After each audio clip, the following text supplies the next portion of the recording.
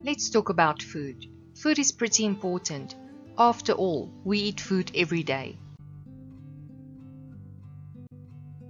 That saying, you are what you eat, is true. Every nutrient and mineral we eat becomes the building blocks for new cells. Skin cells, for example, are replaced every 27 days.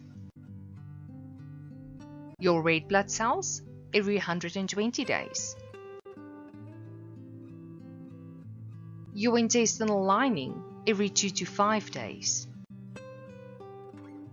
And our muscles and organs, gradually, over months or years. When we eat a lot of protein-rich foods like beef, chicken, fish or legumes, our bodies will use those proteins to build and repair muscle, skin and tissue. But food is more than fuel.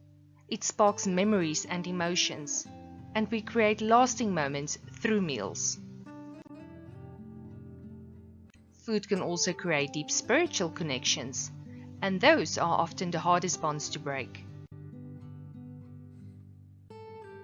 Yahuwah our God used food as a reminder to us, as a symbol of His provision and care. But what about Satan? Has our food been stripped, perverted, and no longer serving us as Yahuwah intended from the beginning? You see, worldly foods always leaves us hungry, constantly consuming but never satisfied. Besides, can we even call these ingredients food anymore? Are we obsessed and addicted to food? Once you realize how much modern-day foods affect your health, you will view food differently. The challenges we face is that while we know certain foods aren't good for us, we often lack the willpower, motivation and time to make better choices. Sometimes I feel we are like Daniel standing before the tables of the world's kings, staring at the seductive, rich and unclean foods. In Proverbs we read, "Whenever you sit down to dine with a ruler, carefully think about what is before you." Is this world turning us into gluttons, unable to control our cravings? We are warned, don't crave his delicacies, because the meal is deceptive. Are we so oblivious to the ingredients, or is it simply a lack of knowledge? We live in a time where satisfaction feels out of reach. Our bodies are deprived, and like the Israelites, we are walking through this wilderness. Delicacies of modern times are carefully crafted to feed every addiction, keeping us craving for more and more. Would you agree? This hunger we suffer, it's both spiritual and physical. And even when we try, in our sinful nature, just like the Israelites, we crave the food our Egyptian slave masters offer. But we have Moses leading us out, and we have the manna, the wisdom of the word, nourishing us on the way back to freedom. We, the church, scattered across the world, should come together and rediscover the foods promised to our ancestors. Food that sustain us, food that fuel our bodies and minds, and food that keeps our thoughts clear. Need food that will keep us from falling into slavery and the pharmakia of our time, depending on harmful systems and false cures. What is the definition of food according to the Oxford Dictionary? Join me on this wilderness journey as we examine our current food, so we can first identify what we truly call food today. Because no matter how you look at it, food has a purpose for growth and life. Yahuwah, in His infinite wisdom, created food for all living things before He created us. The fruits, grains and vegetation were already present, ready for us to consume. Then God said, "I give you every seed-bearing plant on the face of the whole earth, and every tree that has fruit with seed in it. They will be yours for food. This shows God's provision. He created food before creating the very life that will need it. It reflects His perfect order and purpose in creation, and it reinforces that food is a gift from Yahuwah for nourishment. It is life-giving. Food is something we need daily. We need it for energy, for growth, repair, and overall health. So would it be safe to say, if you eat food that is not good for you, you'll experience the opposite of life and growth? Instead of life, you'll experience low energy, nutrient deficiency, slow or stunted growth, disease instead of repair, poor health instead of good health.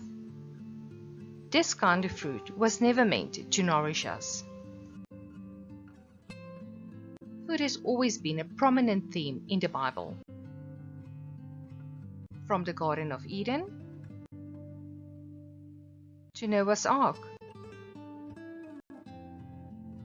a shared meal between Melchizedek and Abraham.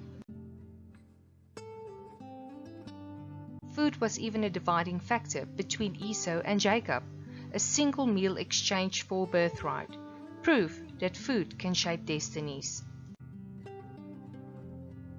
Even the famine in Egypt was no ordinary food shortage. It was divinely revealed and strategically managed. Yahuwah gave Joseph wisdom to store grain during the 7 years of plenty, preparing Egypt and surrounding nations for the 7 years of lack. Food became power. It brought the nations to Egypt's doors, and in the process reunited Joseph with his family. In famine, those with food lead. Our first feast is celebrated in Exodus, the Passover. Not just a meal, but a divine instruction, a lamb without blemish, unleavened bread and bitter herbs. Every detail had meaning. It marked deliverance, identity, and covenant. It wasn't just about eating, it was about obedience, remembrance, and trust. That night, food became a doorway to freedom. In Leviticus, food becomes sacred and set apart. Leviticus 11 lays out the food laws, clean versus unclean animals, not just for health, but for holiness. Leviticus 2 introduces grain offerings, food as an act of worship, a sacrifice given back to Yahuwah in gratitude. Food wasn't just fuel, it was a way to honor the Creator. In Numbers 11:4-6, we see the wilderness complaints. The Israelites grew tired of the manna, heavenly bread. They craved the food of Egypt. We remember the fish we ate freely, the cucumbers, melons, leeks, onions, and garlic. They longed for slavery's menu over freedom's provision. Manna wasn't enough, because their hearts were still in Egypt. Numbers 13:23, the spies bring back the fruit from Canaan, giant clusters of grapes, pomegranates, and figs. Yet despite the bounty, fear takes hold. The Israelites saw giants in the land and said, "We cannot take the land. These people are stronger than us." Food, like faith, can either strengthen or reveal our weaknesses.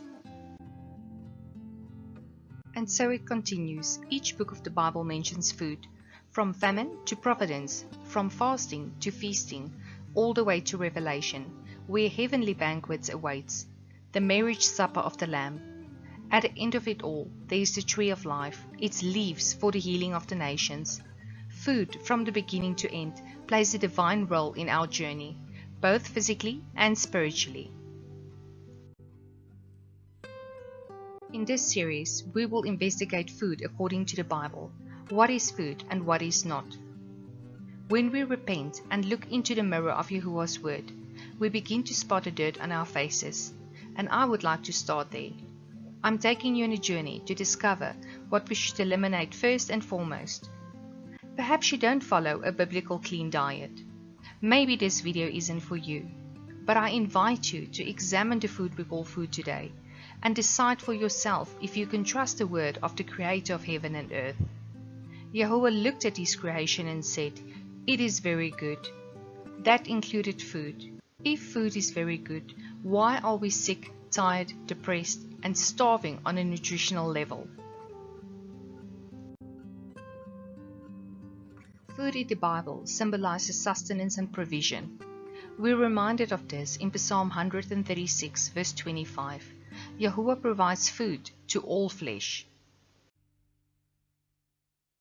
In Genesis, we can see that food includes all the herbs, the plants of the field, and every fruit tree. These are the foods we were given to eat. It's the first mention of divine provision. It's pure and plentiful. But something interesting happens in Genesis that changes the way humans eat forever. When we look at the genealogy from Adam to Noah, it seems that humans likely only ate plants for 1,656 years. Only after the flood, in Genesis 9 verse 3, does Yahuwah permit the eating of meat. A significant shift in our relationship with food. Why did God give us meat to eat after all? What happened? Did they run out of food after being on the ark for a year? Perhaps they were suffering from malnutrition, or maybe Yahuwah knew it would take a while until they could plant, harvest, and eat again. Yet once again, Yahuwah provided for Noah. Sometimes we wonder, what will we eat in the end times when we can no longer buy or sell? And then we need to be reminded that Yahuwah provided for Adam before he was even created, and for Noah even before we knew it. Yahuwah's provision is not limited to what we can see. So Noah began eating animals, but not just any animals.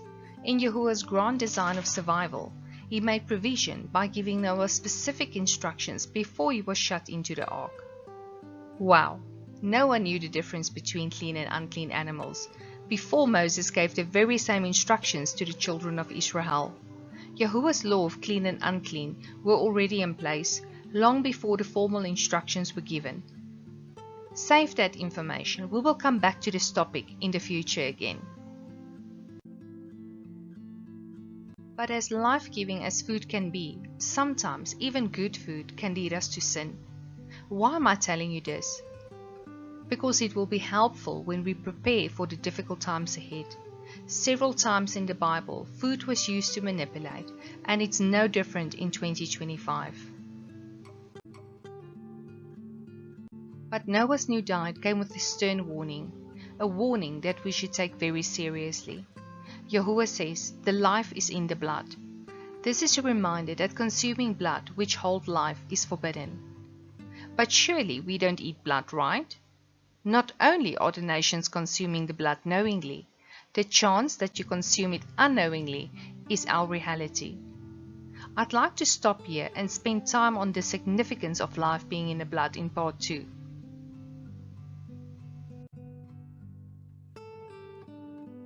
Shalom, sweet friends. Until next time, meet me in part 2.